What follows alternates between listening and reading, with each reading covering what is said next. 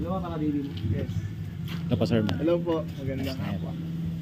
Alright, so hello mga idol. So touchdown na tayo dito sa Lawis West, Kawayan Garden Resort and Spa. So dito kami mag-stay ngayon. So, yung gamit natin na motor is Honda Click na 125. Ito yun.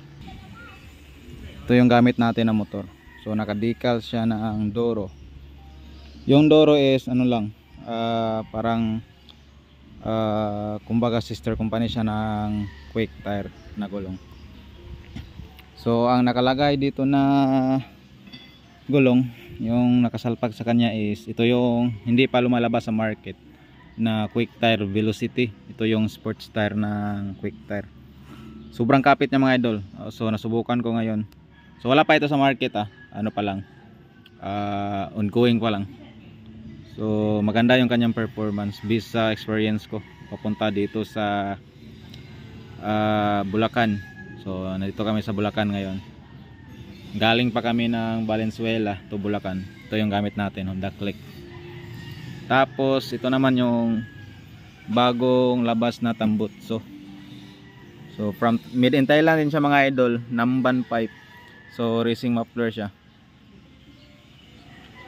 So kinabit dito sa Click 125. Ito yung kanyang elbow. So parang stock elbow lang yung laki. So sound check natin mga idol. Ito yung tip niya. Yung small tip lang, para siyang chicken pipe lang talaga siya. So hindi ganong malakas yung tunog. So sakto lang yung tunog niya. So sound check natin mga idol dito sa Click 125. Kaya natin. Paparinig ko sa inyo yung tunog ng isang Namban pipe.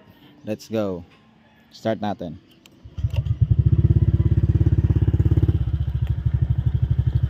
Yan siya mga idol.